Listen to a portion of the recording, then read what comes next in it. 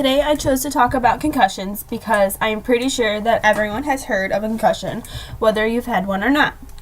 And personally, I believe it is a very important issue with college and high school students. A concussion is when someone suffers a blow to the head that causes the brain to be bruised.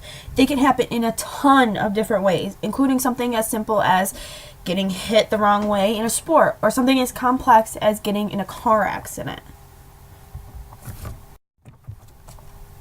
Concussions can happen in pretty much any sport. They are obviously more prominent in contact sports like football, rugby, and lacrosse. However, many concussions happen in sports like cheerleading and baseball. Concussions used to be thought of as nothing more than a paper cut. If an athlete suffered a concussion, he or she would maybe take a couple seconds to rest on the sideline, but then get right back into the swing of things. Nowadays, concussions are treated very differently. A concussion is thought to be a very serious injury, and without the proper care, they will never heal correctly. Although athletes are often young and like to play through things, another blow to the head will only make it worse. As some of you know from playing sports, there is something called a concussion test. These tests are a series of remembering numbers, shapes, lines, and words. There have been many athletes who have been retired for many years who are being told they have serious brain injuries and they are developing dementia and some mental illnesses very early on in life. Most evident of these athletes were players for the National Football League. These players started to step up and speak up about their experiences with concussions. Some players weren't even treated for their concussion symptoms. Many of the team's doctors were questioned because the players' illnesses were directly traced back to having untreated or poorly treated concussions.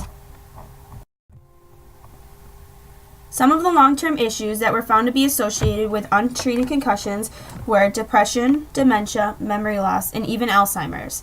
There was one athlete in particular that sticks out by the name of Junior Seau.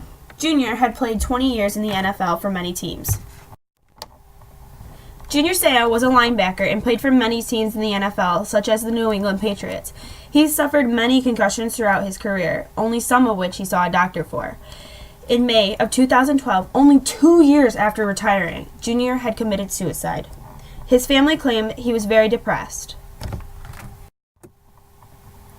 After he passed away, his family tried to donate his brain to science. However, scientists deemed his brain unusable because it had begun to deteriorate. Doctors say that his brain almost looked like a 65-year-old man with Alzheimer's. Doctors concluded that this was because of his many concussions. Some short-term effects of concussions include falling academics, decreased job performance, and trouble with relationships. You become so irritable you don't have the drive or desire to maintain relationships at all anymore. There are many symptoms of concussions. Some are more recognizable than others. They include headaches, which can be persistent or severe, nausea, vomiting, extreme fatigue, and being very irritable.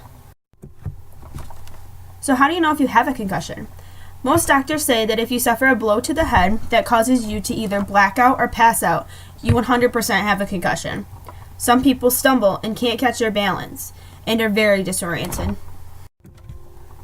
If you think you have suffered a concussion, you should see a doctor immediately.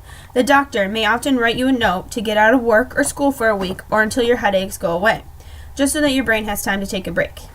Advil and ibuprofen may lessen the headaches as well. Many doctors say that only rest, painkillers, and close monitoring can help a concussion. People used to think that if you had a concussion, then you're not supposed to sleep for 68 hours, but that's not true. Doctors encourage you to sleep as much as possible, as soon as possible. Recovery time really depends on the severity of your concussion. Most doctors will hold players out of sports for at least a week and then have them ease back into the sport. However, if you have a very severe concussion, you can be held out of sports for up to a year. Doctors encourage all athletes to wear helmets in contact sports. There is also something called a concussion headband, and what this is basically a headband with extra padding around the areas that are most vulnerable to be hit on the head. Doctors also encourage these. Truth or myth? If you sustain more than 3 concussions within a year, then you need to stop playing sports for good. This is partly a myth and partly true. Normally, 3 concussions within a year is the cutoff for stopping sports for the remainder of that year. However, if just 1 concussion is bad enough, then the athlete can be held out of sports for the remainder of the year anyways.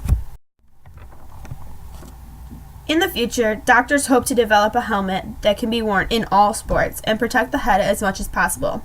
They now know that in the athlete's future, there can be very severe consequences if the concussions are not treated properly.